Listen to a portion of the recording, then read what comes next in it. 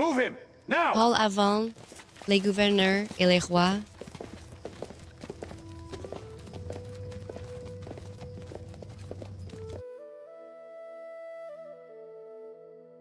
Après avoir quitté Milet, Paul et ses compagnons poursuivirent leur voyage par mer. Ils longèrent la côte, s'arrêtant à plusieurs endroits avant d'arriver à Tyr. Là, ils trouvèrent des disciples et restèrent avec eux un temps. Par l'Esprit, les croyants ont exhorté Paul à ne pas aller à Jérusalem. Au moment de partir, les croyants, accompagnés de leur famille, accompagnèrent Paul et ses compagnons jusqu'au rivage. Ils s'agenouillèrent ensemble et prièrent avant de dire adieu. Paul et ses compagnons poursuivirent alors leur voyage et finirent par arriver à Césarée. Là, ils séjournèrent chez Philippe, l'évangéliste. Pendant cette période, un prophète nommé Agabus descendit de Judée.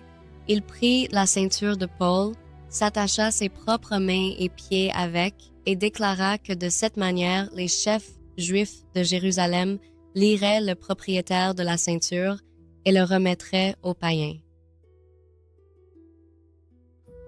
Lorsque les croyants apprirent cela, ils supplièrent Paul de ne pas monter à Jérusalem. Mais Paul répondit qu'il était prêt non seulement à être lié, mais aussi à mourir pour le nom du Seigneur Jésus. Voyant qu'ils ne voulaient pas se laisser convaincre, ils dirent que la volonté du Seigneur soit faite. Après cela, Paul et ses compagnons montèrent à Jérusalem et séjournèrent chez un disciple précoce nommé Mnason. Les croyants à Jérusalem les accueillirent chaleureusement. Le lendemain, Paul alla rencontrer James et les anciens. Il rapporta en détail ce que Dieu avait fait parmi les païens à travers son œuvre. Il louait Dieu pour ce qu'ils entendaient, mais partageait aussi une inquiétude. Beaucoup de croyants juifs étaient dévoués à la loi, et ils avaient entendu des rumeurs selon lesquelles Paul enseignait aux Juifs vivant parmi les gentils à se détourner des coutumes de Moïse. Pour prouver que ces rumeurs étaient fausses, les anciens suggérèrent que Paul participe à une cérémonie de purification avec plusieurs hommes ayant prononcé un vœu. Paul accepta, et le lendemain, il se rendit au temple avec eux. Il participa au rite de purification, montrant du respect pour les coutumes du peuple. Cependant, avant la fin des jours, certains Juifs de la province d'Asie virent Paul dans le temple. Ils ont agité la foule et l'ont saisi, et toute la ville a été plongée dans la confusion. Ils criaient que Paul enseignait aux gens partout contre la loi et contre le temple. Ils l'accusèrent aussi d'avoir amené des gentils dans la zone du temple, car il l'avait vu auparavant en ville avec un homme nommé Trophimus et supposait qu'il l'avait amené dans le temple. Les gens se sont précipités, ont saisi Paul et l'ont traîné hors du temple. Les portes furent immédiatement fermées. La foule commença à le battre. La nouvelle du trouble parvint au commandant romain, qui prit rapidement des soldats et courut vers la foule. Quand le peuple vit les soldats, il cessa de frapper Paul. Le commandant arrêta Paul et ordonna qu'il soit attaché par des chaînes. Il essaya de comprendre ce qui s'était passé, mais la foule criait des choses différentes et il était impossible d'obtenir une réponse claire. À cause de la violence, les soldats durent porter Paul dans les escaliers menant à la caserne. La foule suivit, criant bruyamment contre lui. Alors que Paul allait être emmené à l'intérieur, il demanda au commandant s'il pouvait parler aux gens. Le commandant le lui permit de le faire. Debout sur les marches, Paul fit signe de se taire, et lorsque la foule se tut, il leur parla dans leur propre langue. Il expliqua son passé juif et comment il s'était autrefois opposé aux disciples de Jésus. Paul leur raconta comment il avait été envoyé pour porter le message aux païens. En entendant cela, la foule se mit de nouveau en colère et cria qu'il ne devrait pas être autorisé à vivre. Le commandant ordonna que Paul soit emmené à l'intérieur et préparé à être interrogé par fouet. Alors qu'il se préparait à l'attacher au poste de flagellation, Paul demanda s'il était légal de flageller un citoyen romain sans procès. Lorsque le commandant apprit cela, il s'alarma, car Paul était citoyen romain et ordonna immédiatement l'arrêt de l'examen. Le lendemain, voulant connaître la raison exacte des accusations, le commandant fit comparaître Paul devant le concile juif. Paul parla avec assurance, affirmant qu'il avait vécu sa vie avec une conscience claire devant Dieu. Un vif désaccord éclata parmi les membres du conseil et la réunion devint divisée.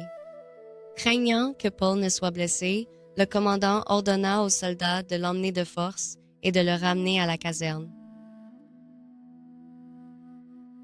Cette nuit-là, alors qu'il était en prison dans les casernes romaines, un ange du Seigneur se tint près de Paul et l'encouragea. Il lui dit de prendre courage, car tout comme il avait témoigné à Jérusalem, il témoignerait aussi à Rome. Le lendemain matin, un groupe de plus de 40 hommes élabora un plan pour tuer Paul. Ils firent serment de ne pas manger ni boire tant qu'ils n'auraient pas mis leur plan à exécution. Ils allèrent voir les chefs et leur demandèrent d'organiser la remise de Paul devant le conseil afin qu'ils puissent le tendre en embuscade et le tuer en chemin. Cependant, le neveu de Paul a entendu parler du complot. Il alla à la caserne et en informa Paul, qu'il envoya alors au commandant. Le commandant écouta attentivement et, prenant la situation au sérieux, prit des dispositions pour protéger Paul. Cette nuit-là, il ordonna à une grande escorte de soldats, cavaliers et lanciers de conduire Paul sain et sauf à Césarée. Il écrivit également une lettre expliquant la situation au gouverneur. Sous une forte garde, Paul fut emmené hors de Jérusalem et amené sain et sauf à Césarée.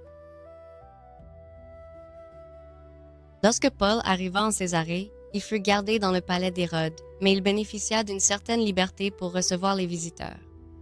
Peu après son arrivée, Paul fut présenté devant le gouverneur romain Félix.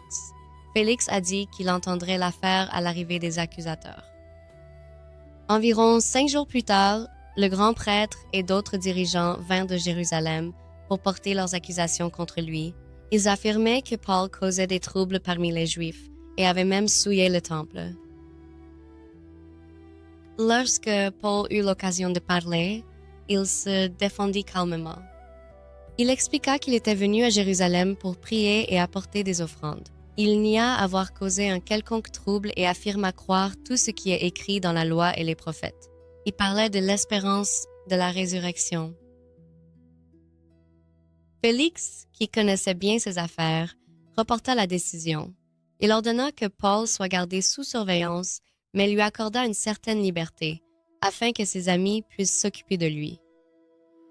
Parfois, Félix écoutait Paul parler de la foi en Christ et du jugement à venir. Mais en secret, il espérait que Paul pourrait lui offrir de l'argent, alors il le gardait en garde à vue et lui parlait souvent. Après 2 ans, Félix a été remplacé par Festus. Désireux de plaire aux dirigeants juifs, Félix laissa Paul en prison. Lorsque Festus prit ses fonctions, les dirigeants portèrent de nouveau des accusations contre Paul et demandèrent qu'il soit emmené à Jérusalem, prévoyant de lui tendre une embuscade en chemin. Mais Festus refusa et conserva le procès à Césarée. Paul fut amené devant lui et se défendit une fois de plus. Il déclara qu'il n'avait rien fait de mal contre la loi, le temple ou César. Festus demanda si Paul accepterait d'aller à Jérusalem pour être jugé.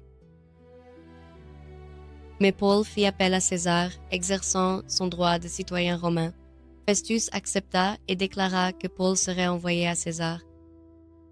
Peu après, le roi Agrippa, nommé par Rome sur certaines parties de la région, et Bernice, sa sœur, vint rendre visite à Festus. Festus a expliqué le cas de Paul et a dit qu'il s'agissait de questions sur leur religion et sur Jésus qui avait été crucifié quelque temps auparavant, mais que Paul affirmait être vivant. Ainsi, peu, être intrigué, Agrippa voulait entendre Paul de ses propres yeux. Le lendemain, ils arrivèrent donc avec une grande cérémonie, accompagnés de commandants militaires et d'hommes importants. Paul fut amené devant eux, mais Paul répondit calmement que ses paroles étaient vraies et que les accusations portées contre lui étaient fausses. Il s'adressa alors directement à Agrippa, lui demandant s'il croyait les prophètes. Agrippa répondit que Paul était presque en train de le convaincre. Paul répondit qu'il souhaitait que tous ceux qui l'entendaient en viennent à croire, mais sans ses chaînes. Après cela, les dirigeants se sont retirés et ont discuté de l'affaire. Ils convinrent que Paul n'avait rien fait méritant la mort ou l'emprisonnement et Agrippa déclara que Paul aurait pu être libéré s'il n'avait pas fait appel à César. L'arrestation de Paul dans le fil d'or. Le dessein de Dieu continue malgré l'opposition de Jérusalem à Césarée à travers arrestations, accusations et emprisonnements. Rien n'arrêta le plan de Dieu. Même lorsque les événements semblaient hors de contrôle, son but continuait d'avancer. Fidélité sous pression. Paul resta calme, respectueux et posé devant la foule, les gouverneurs et les rois. La vraie foi se manifeste non seulement dans la liberté, mais aussi dans la façon dont nous nous tenons lorsque nous sommes mis à l'épreuve. La vérité est souvent mal comprise et résistée. De fausses accusations furent portées et beaucoup refusèrent d'écouter. Pourtant, le message restait le même. La vérité de l'Évangile ne change pas, même lorsqu'elle est opposée.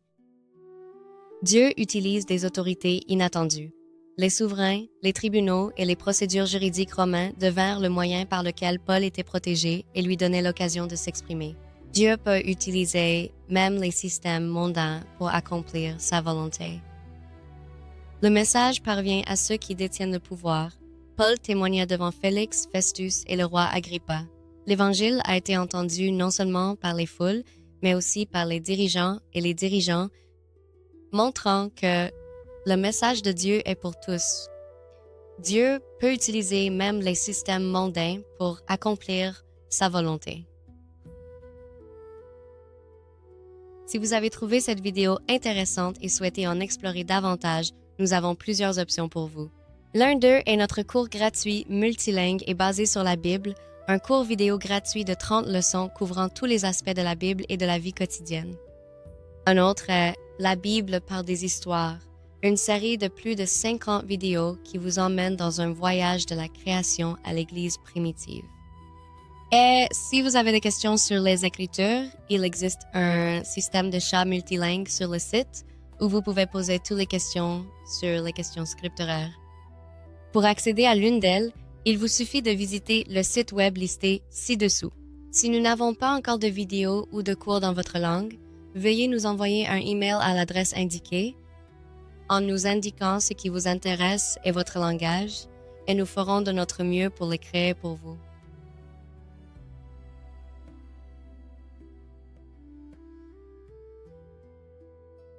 Que Dieu te bénisse dans ta marche vers le royaume de Dieu.